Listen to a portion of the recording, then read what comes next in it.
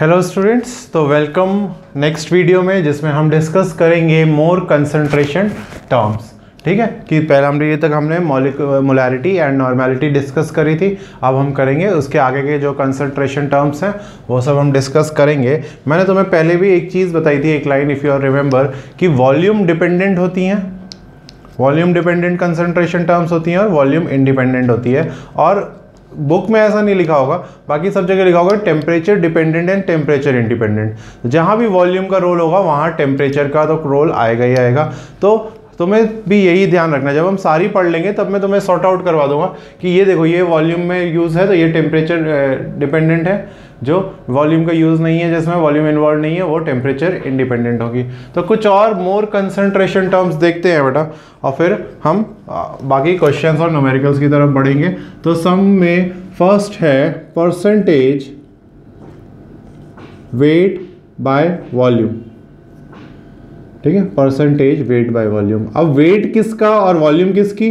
तो देखो ratio concentration का मैं तुम्हें पहले ही समझा चुका हूं कि न्यूमरेटर में क्या होता है, सॉल्यूट की क्वांटिटी, किसी में भी हो। अभी तक हमने मोल्स में देखी सॉल्यूट की क्वांटिटी, इक्विवेलेंट में देखी सॉल्यूट की क्वांटिटी, अब ग्राम्स में देखेंगे वेट।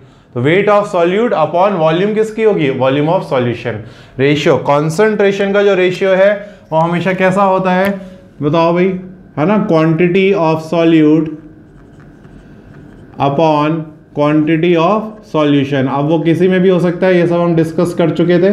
तो मोलारिटी के केस में ये था mole of solute upon volume of solution, normality के केस में था equivalent of solute upon volume of solution.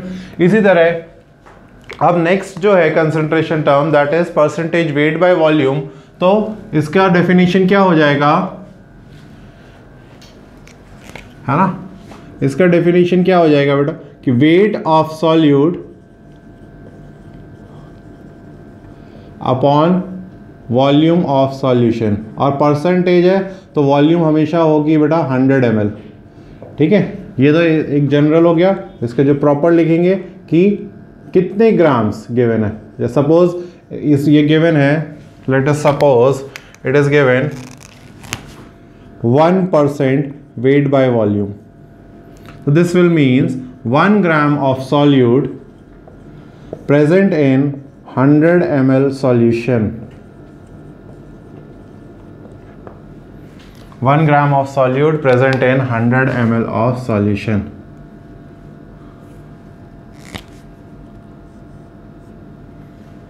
ठीक है, ये 1% वेट बाय वॉल्यूम। सपोज मेरे पास एक और एग्जांपल लेते हैं, सपोज मेरे पास है 5% NaCl, 5% weight by volume NaCl solution। तो this means, तो automatically लिख दो, this means that 5 gram NaCl present in 100 ml solution। ठीक है, तो तुम्हें यहाँ से कुछ भी पूछ सकते हैं, इसको मोलैरिटी में कन्वर्ट करो, नॉर्मेलिटी में कन्वर्ट करो, सब कर सकते हैं हम कि 5 ग्राम NaCl प्रेजेंट इन 100 ml। तो वॉल्यूम ऑफ सॉल्यूशन तो कितनी हो गई 100 ml, और उसमें कितना NaCl है 5 ग्राम। अब अगर मुझे इसको मोलैरिटी में कन्वर्ट करना है, बताओ वेट बाय वॉल्यूम को, तो मोलैरिटी क्या होती है याद करो, मोल्स अपॉन वॉल्यूम इन लीटर्स। तो मोल्स में किसको कन्वर्ट करेंगे, इसको 5 अपॉन 58.5 होता है इसका मॉलिक्यूलर वेट, मोल्स में हो गए 100 अपॉन 1000, है ना। इसको सॉल्व कर लो तो ये मोलैरिटी में हो जाएगा 5 अपॉन 58.5 इंटू 100 अपॉन 1000। लिखवाया था ना ये formula, wait given upon molecular weight into 100 VmL। अगर नहीं लिखवाया तो ये लिख लो, मोलैरिटी जो भी है वहीं पे उसी पेज पे लिख लेना। जैसे इक्विवेलेंट वेट का लिखवाया था तो मोलैरिटी का भी wait given upon molecular weight into VmL। Volume अगर ml में है तो अपॉन में 1000 आ जाएगा, अपॉन में 1000। तो ये वहीं पे नीचे लिख लेना, फॉर्मूला ये भी है, इसी को अप्लाई किया। देखो हमें वेट पता है, मॉलिक्यूलर वेट से डिवाइड किया तो मोल्स में चेंज हो गया, ये पूरा का पूरा, है ना। This whole has change into moles. देखो मार्कर कहाँ गया, हाँ ठीक है। इसको हमने मॉलिक्यूलर वेट से डिवाइड कर दिया तो ये किस में चेंज हो गया, मोल्स में। और वॉल्यूम को 100 ml को चेंज कर दी तो वॉल्यूम हमारी ml से लीटर्स में चेंज हो गई, लीटर्स में हो गई। तो बस मोल अपॉन वॉल्यूम की मोलैरिटी में चेंज कर दिया हमने, इसको मोलैरिटी में चेंज कर दिया। ठीक है, नॉर्मेलिटी में चेंज करने के लिए वैलेंसी फैक्टर वाला मेथड ले लो या वेट गिवन, ठीक है, wait given upon equivalent wait, तो इक्विवेलेंट्स आ जाएंगे। ठीक है, wait given upon equivalent wait अगर यूज़ करोगे तो इक्विवेलेंट्स आ जाएंगे, और इक्विवेलेंट अपॉन वॉल्यूम नॉर्मेलिटी होती है, या मोलैरिटी पता है इंटू वैलेंसी फैक्टर 1 है। मोलैरिटी एंड नॉर्मेलिटी NaCl के तो सेम ही रहेगी, कुछ और होगा तो इंटू वैलेंसी फैक्टर, तो नॉर्मेलिटी में चेंज हो जाएगा। ओके, आई होप क्लियर है फिर यहाँ तक। तो जितना भी percentage weight by volume given होता है, दैट मीन्स कि that many grams of solute is dissolved in 100%, लगाए तो 100 ml सॉल्यूशन, फाइनल सॉल्यूशन 100 ही हो जाएगी। ठीक है, तो ये हमारी हुई फर्स्ट कॉन्सेंट्रेशन टर्म आज। ठीक है, सेकेंड देखो,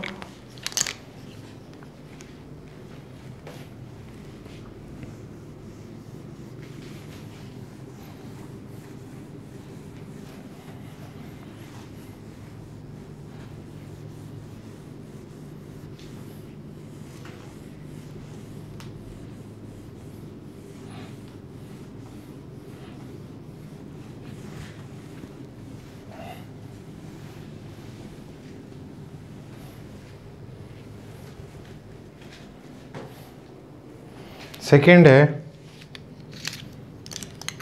percentage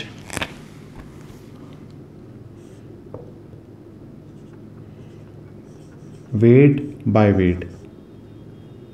this means that what weight is given, है ना, कि डैश ग्राम और W ग्राम हेयर वेट है of solute is dissolved in 100 gram of solution, is dissolved in W gram of solute is dissolved in 100 gram of solution। ठीक है, जैसे वहाँ क्योंकि यहाँ पे डिनोमिनेटर में क्या है, वेट है, तो और डिनोमिनेटर में किसकी क्वांटिटी होती है गिवन, सॉल्यूशन की, तो सॉल्यूशन का वेट कितना है, परसेंटेज लगाए तो 100 ग्राम।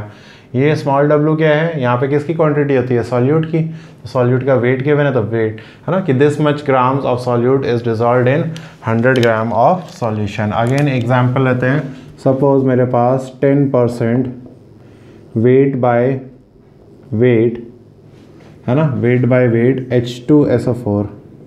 वैसे तो ये लिक्विड है, यहाँ पे नहीं लेना चाहिए, हम NaOH लेते हैं या कुछ भी सॉलिड ले लेते हैं, शुगर ले लो, सॉल्ट ले लो, सॉल्ट ही ले लेते हैं, अभी सॉल्ट डिस्कस किया था, एक एग्जांपल से समझते हैं। तो NaCl सॉल्यूशन, ठीक है, NaCl सॉल्यूशन, फोकस क्लियर है भाई सबके लिए, NaCl सॉल्यूशन। तो 10% वेट बाय वेट, ये स्मॉल w ये कैपिटल W, दिस मीन्स, ठीक है, this means that 10 gram of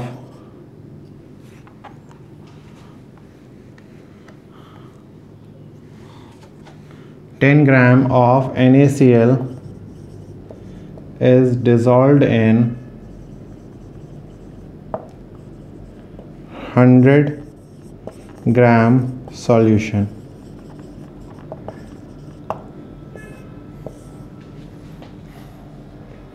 Ten gram of NaCl is dissolved in 100 gram of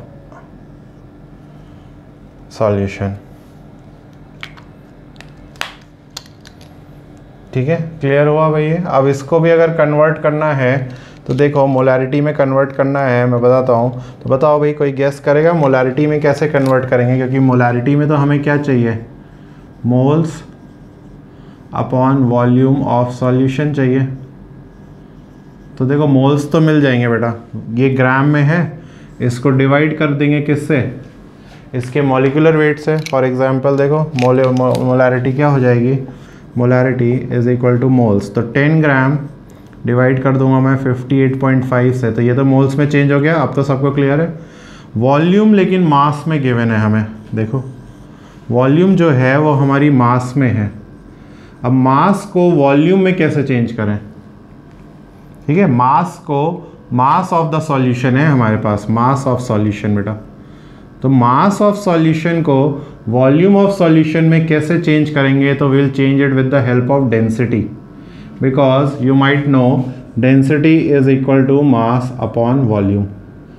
तो अगर मेरे पास डेंसिटी ऑफ सॉल्यूशन पता है जो कि क्वेश्चंस में गिवन होगी, मास ऑफ सॉल्यूशन हमें पता है, तो हम वॉल्यूम ऑफ सॉल्यूशन निकाल सकते हैं। क्लियर है, डेंसिटी गिवन होती है बेटा ऐसे क्वेश्चंस में, जब भी ऐसा सीन होता है डेंसिटी इज गिवन। हम न्यूमेरिकल्स करेंगे तो देख रहा, तुम्हें फिर ये यूज़ करना पड़ेगा, क्या यूज़ करना पड़ेगा कि वॉल्यूम ऑफ सॉल्यूशन क्या हो जाएगा, मास of solution divided by density of solution. तो जब भी हमें मास ऑफ सॉल्यूशन तो पता ही है परसेंटेज में 100, डेंसिटी से डिवाइड करेंगे, वॉल्यूम मिल जाएगा, वॉल्यूम पुट कर देंगे, मोलैरिटी मिल जाएगी हमें, ठीक है। तो दैट मीन्स मैं यहाँ पे लिख सकता हूँ, ये तो मोल्स में कन्वर्ट हो गया, और वॉल्यूम ऑफ सॉल्यूशन की जगह मैं लिख सकता हूँ मास ऑफ सॉल्यूशन, है ना, मास ऑफ सॉल्यूशन अपॉन ऊपर चला जाएगा डेंसिटी ऑफ सॉल्यूशन।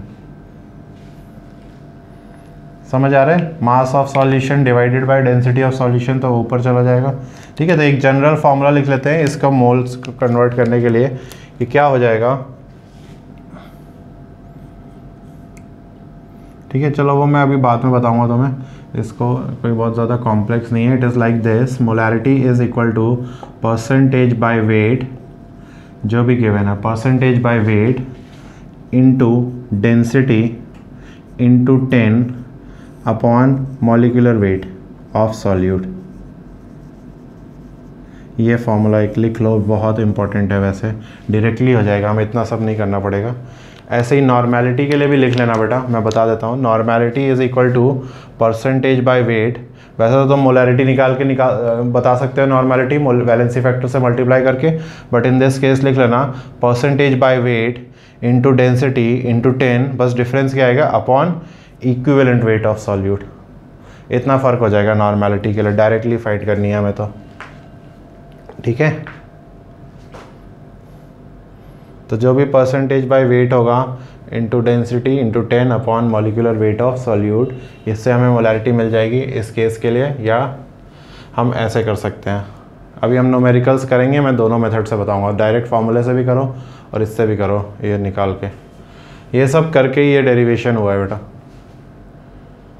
ठीक है। नॉर्मेलिटी के लिए लिख लेना सब लोग, नॉर्मेलिटी इज इक्वल टू, मैं अब लिख देता हूँ, देखो क्या क्या चेंज आना है, सब कुछ सेम होना है। नॉर्मेलिटी इज इक्वल टू, है ना, बस इतना सा चेंज आना है। तुम अपने ओरिजिनल फार्मूले में मत ये रब वब करके कर देना, अलग से है, ठीक है। कई लोग सोचे सर ने रब किया तो हम भी कर दें, गलत है। ध्यान से सुनो क्या बात कर रहे हैं। तो normality is equal to percentage by weight into D into 10 upon equivalent weight of solute. Okay, I hope clear हो गया होगा फिर ये वाला टर्म। बाकी न्यूमेरिकल्स करते हैं हम लोग जब सब डिस्कस हो जाएंगे। Will start with numericals. Next देखो फिर कॉन्सेंट्रेशन टर्म है। देखो मास और वॉल्यूम में या वॉल्यूम से मास में आने के लिए डेंसिटी बहुत इंपॉर्टेंट है, डेंसिटी के बगैर नहीं हो सकता, देखो, है ना।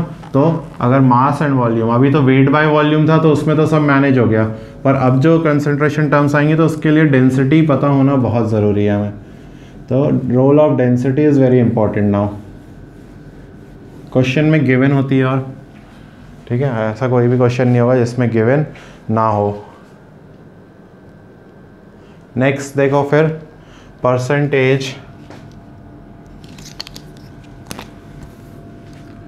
Next is percentage volume by volume, ठीक है। तो दिस मीन्स देखो ये क्वांटिटी ऑफ सॉल्यूट कितनी, VmL of solute dissolved in 100 ml of solution, VmL of solute dissolved in 100 ml of solution। Denominator में हमेशा सॉल्यूशन की क्वांटिटी ही रहती है, ठीक है।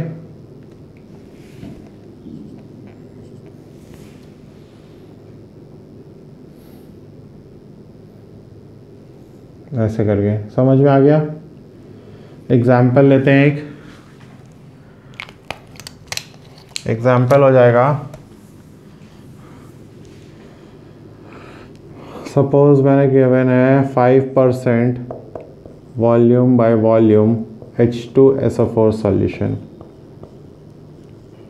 H2SO4 सॉल्यूशन, ठीक है। तो this means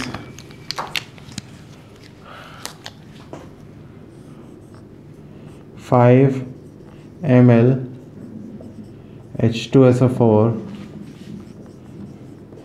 dissolved in 100 ml solution, ठीक है। 5% H2SO4 डिजॉल्व्ड इन 100 ml। अगर इसी चीज़ को ये लिख देता कि 5% volume by volume aqueous H2SO4 है, तो एक्वस जहाँ आ जाए मतलब समझ लो वाटर है, ठीक है। तो जलीय है ना, एक्वस को जलीय बोलते हैं। तो 5% volume by volume means 5 ml of H2SO4, तो डिजॉल्व्ड इन 100 ml सॉल्यूशन ही है, पर उसमें बाकी का 95 ml क्या होगा, ध्यान से सुनना इस बात को जो मैं बोल रहा हूँ, बाकी का 95 ml क्या होगा, वाटर। एक्वस बता दिया ना इसने, सिंपल है, वाटर। और 99.9% केसेस में तुम्हें यही मिलेगा, वाटर में ही सब कुछ बनाते हैं। तो ये अब देखो समझ आया भाई इसका मतलब परसेंटेज वॉल्यूम बाय वॉल्यूम। इसको मोलैरिटी में चेंज करना है तो अब मुश्किल होगी भाई, ml वॉल्यूम को मास में और इसमें चेंज करना है। तो देखो ये, अब देखो तुम कहोगे इसको मोल्स में चेंज करें भाई, पहले तो वॉल्यूम को चेंज करना होगा मोल्स में। यहाँ तो वॉल्यूम गिवन है, यहाँ कोई प्रॉब्लम नहीं है, ये सेट है, पर इसको कैसे चेंज करें, ठीक है, इसको कैसे चेंज करना है हमें, ओके।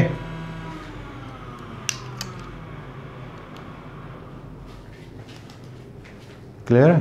तो हम इसको कैसे चेंज, तो देखो बेटा, है ना, मैं क्या बोल रहा था कि 5 ml H2SO4 को मोल्स में कैसे चेंज करेंगे। तो तुम बोल दोगे सर ml को, है ना, ml डिवाइडेड बाय 22.4 या 22,400, तो नहीं, तो ये तो लिक्विड है ना, वो तो लॉ सिर्फ किसके लिए अप्लाई होता है, गैसेस के लिए। तो अगेन वॉल्यूम को हमें अगर ग्राम में चेंज करना है तो डेंसिटी का रोल इम्पॉर्टेंट है बेटा, डेंसिटी होनी चाहिए, ठीक है। तो डेंसिटी होगी तो ये मास में चेंज कर लेंगे, मास में चेंज करके डेंसिटी होगी, देखो वॉल्यूम और डेंसिटी अगर मुझे पता होगी तो मैं मास में कन्वर्जन कर दूंगा, और मास को मॉलिक्यूलर वेट से अगर डिवाइड करेंगे तो मुझे मोल्स मिल जाएंगे, मोल्स हम यूज़ कर लेंगे, है ना। अभी थोड़ा सा ऐसा समझो बेटा कि मुझे वॉल्यूम पता है, ठीक है, लिक्विड की वॉल्यूम पता है, लिक्विड की डेंसिटी पता है, तो मास निकल जाएगा, डेंसिटी वही फॉर्मूला से, और मास को मैं मॉलिक्यूलर वेट से डिवाइड कर दूंगा तो मोल्स मिल जाएंगे, मोल्स यहाँ पे आ जाएंगे। समझ में आया? तो इस तरह से ये मोलैरिटी में चेंज हो जाएगा ये भी। बाकी हम न्यूमेरिकल्स करेंगे बेटा, बट मैं का थोड़ा टर्म्स बिल्कुल एकदम सेट कर देना चाहता हूँ, क्योंकि हर एक चैप्टर में, है ना, फिर वहाँ हर चैप्टर के हर न्यूमेरिकल में मुझे नहीं समझाना पड़ेगा, या मैं नहीं चाहता कि समझो, तुम यहीं पे एकदम क्लियर कर लो भाई इस चीज़ का मतलब, ठीक है। एक एक बार लिखो, दो दो बार लिखो, इन चीज़ को अपने आप लिखो, सिर्फ एक बार कॉपी में लिखा, रफ कॉपी में अपने आप लिखो कि अगर ये गिवन है इसका क्या मतलब है, पूरा का पूरा जो है, और इसको कैसे एक्सप्रेस कर सकते हैं, इसको कैसे चेंज कर सकते हैं, बिल्कुल सेट कर लो माइंड में, तो बिल्कुल सिंपल सब्जेक्ट लग जाएगा भाई तुम्हें। नहीं तो फिर ये बहुत प्रॉब्लम करती जाएगी, है ना। क्वेश्चन पढ़ोगे तुम्हें क्लिक ही नहीं होगा करना क्या है। अभी क्वेश्चन पढ़ोगे 5% वॉल्यूम, अरे ये तो मुझे पता है इसका क्या करना होता है, ठीक है। तो that is the important thing, ठीक है। तो इन सब चीज़ों को बेटा फिर से रिवाइज करो, सबको अपने आप लिखो एक एक बारी सेल्फ, है ना, कि मुझे याद है नॉर्मैलिटी के लिए क्या है, मोलैरिटी के लिए क्या है ना। Try to write each and everything right by yourself, definition सब कुछ, ओके। देन विल मीट, है ना, विद द न्यूमेरिकल सम।